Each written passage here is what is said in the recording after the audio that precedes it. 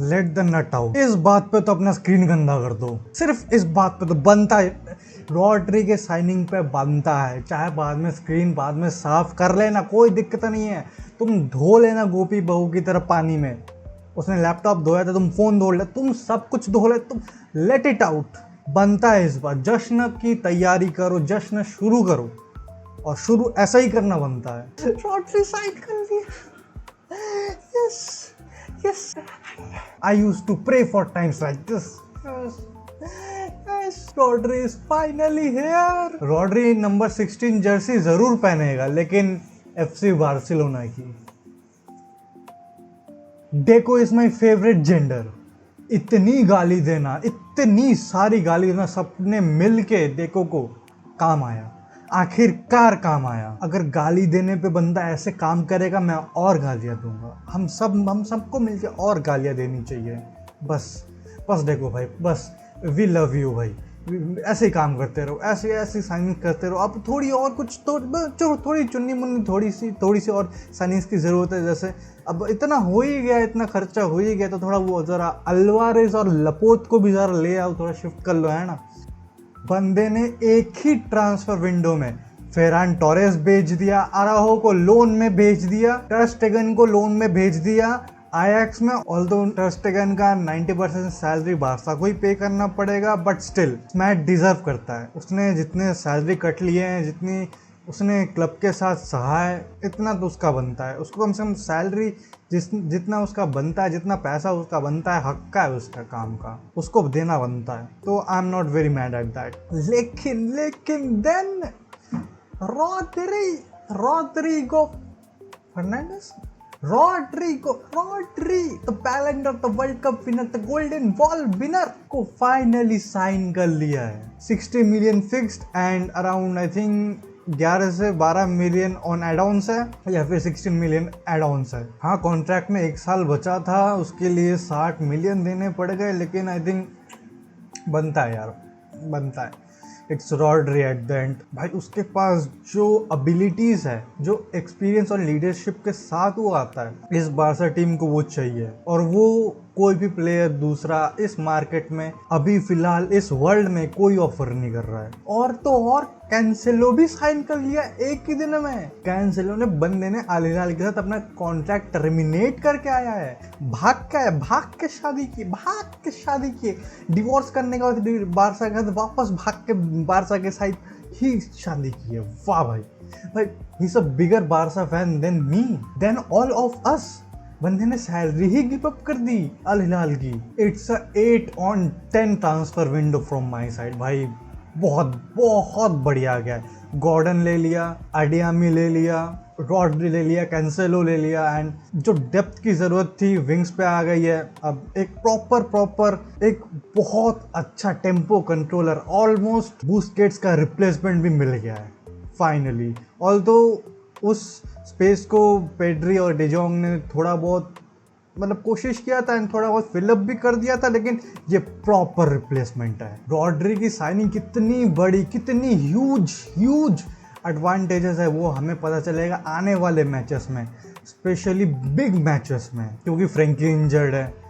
और रॉड्री का जैसा वर्ल्ड कप गया है, उसके अलावा भी रॉड्री जैसा प्लेयर है, it's gonna be a huge advantage. He is almost proper replacement to Busquets. बिल्कुल एग्जैक्ट तो नहीं हो पाएगा, क्योंकि Busquets is something you can't match the abilities with Busquets, वो तो अलग ही लेवल पे, लेकिन Rodri is very close to Busquets. Rodri is a great tempo controller.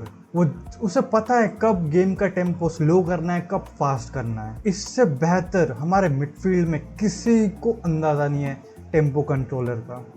जो पहले पेड्री किया करता था, अब रॉड्री करेगा इवन बेटर, क्योंकि रॉड्री के पास वो एक्सपीरियंस है।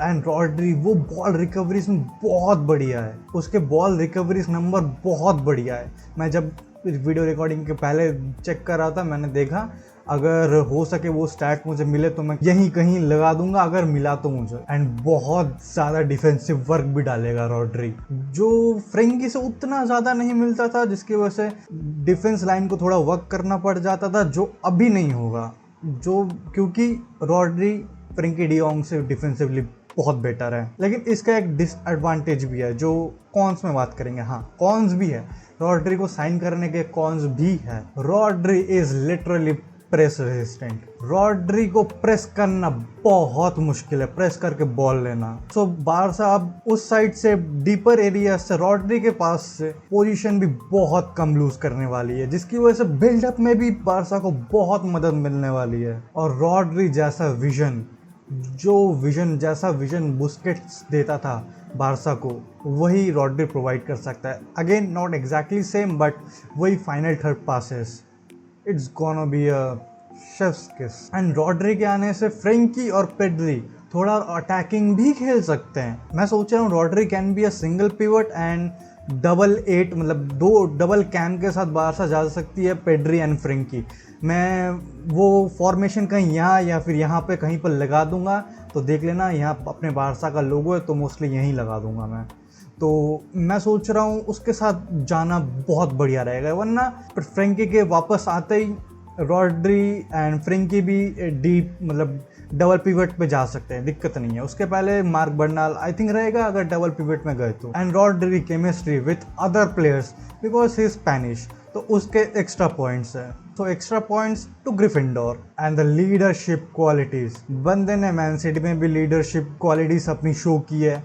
बंदा ट्रू लीडर है, ऑफ कोर्स इतना कुछ जीता है, इतना एक्सपीरियंस है खेलने का, and he is a midfielder, तो लीडरशिप क्वालिटी उसमें होनी ही है, it's born to happen. And Rodri जो एक्सपीरियंस रहेगा इस यंग स्क्वाड में, वो यूसीएल नाइट्स में काफ़ी ज़्यादा दिखेगा। तो हो सकता है यूसीएल नाइट्स में हमें थोड़ा कम रोना पड़े, वो देखना होगा, क्योंकि इस क्लब पे मुझे बिल्कुल भरोसा नहीं है। बट या ये काफ़ी अच्छी बात है हमारे स्क्वाड के लिए, बिकॉज काफ़ी यंग प्लेयर्स है। और अभी ला मासिया अपने एकेडमी से और भी ज़्यादा प्लेयर्स प्रमोट हुए हैं, तो उनके स्पिरिट अप करने के लिए, मोटिवेट करने के लिए, मतलब समझ लो एक कोच ऑन द फील्ड जो उनको पुश करेगा एंड उनके शोल्डर्स डाउन नहीं होने देगा, एंड हो भी गए तो उनको चेयर अप करेगा। लेकिन अब आते हैं उन थोड़े कॉन्स पे।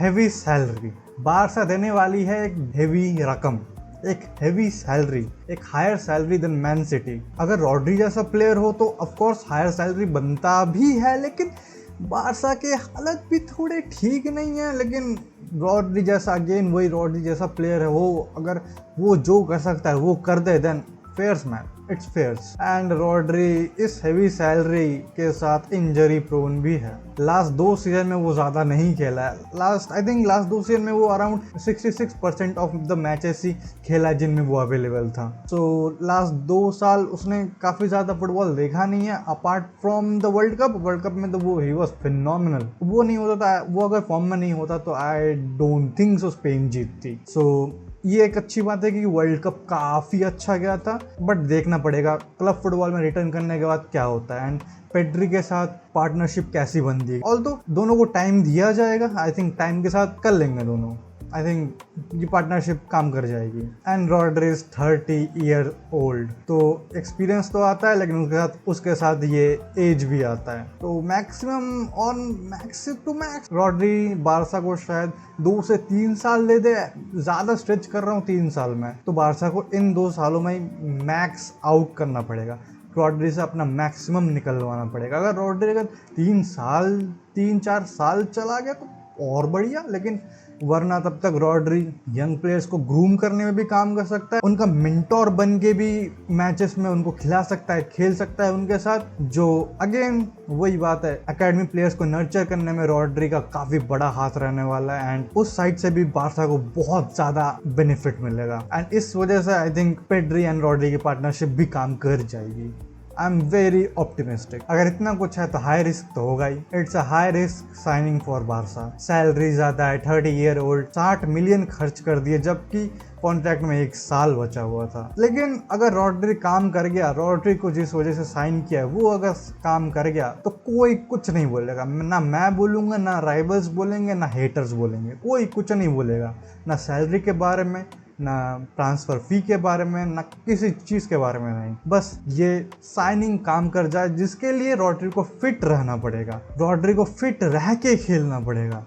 रॉड्री काफ़ी फ्रेजाइल है फ़िलहाल, तो हांसी फ्लिक को रॉड्री का वर्कलोड अच्छे से मैनेज करना होगा, कब उसको लाना है, कब उसको निकालना है, ये काफ़ी ऑन पॉइंट होना चाहिए। एंड बारसा के डॉक्टर्स के ऊपर भी काफ़ी बड़ा वर्क आने वाला है। रॉड्री पे स्पेशल ध्यान देना पड़ेगा, रॉड्री को स्पेशली मॉनिटर करना पड़ेगा उसके हेल्थ को, because Barça can't afford Rodri getting injured. And Rodri बहुत ज़्यादा पेसी भी नहीं है, तो हाईलाइन की वजह से वी माइट सफ़र। तो उसके पहले ही रॉड्री को अपना काम कर देना पड़ेगा ताकि हाईलाइन तक बात आए ही ना। लेकिन अगर हाईलाइन तक बात आ गई तो खुल गए, तो कुछ नहीं कर सके। तब रॉड्री बुस्केट सबको एक साथ खिला लो, कुछ नहीं हो सकता। वो हाई लाइन क्रॉस करने के पहले तक जितना काम करना है रॉड्री से करवा लो, उसके बाद तो भाई भूल जाओ, उसके बाद तुम सबको भूल जाओ। बस जोआन गार्सिया के सामने हाथ जोड़ लेना और प्रार्थना करना कि हे प्रभु बचा ले यहाँ पे। तो देखते हैं अब क्या होता है। अब रहा नहीं जा रहा यार, मुझे रॉड्री को बारसा की जर्सी में खेलते देखना है, मुझे से रहा नहीं जा रहा है भाई। जल्दी जल्दी सीजन स्टार्ट करो और अपना ध्यान रखना। Take care of yourself, take care of your family, take care of your friends. बाहर जाओ तो कचरा वचड़ा मत फेंकना, रोड पे स्टे सेफ, ध्यान रखना इधर उधर का, कहीं कोई नेता का गाड़ी उड़ा के ना चले जाए, फिर कुछ नहीं होने वाला। फिर तो भाई फिर मुझे देखने वाले लोग और कम हो जाएंगे, पहले से ही कम है और कम हो जाएंगे। तो भाई जिंदा रहना है और अपना ध्यान रखना। एडियोस।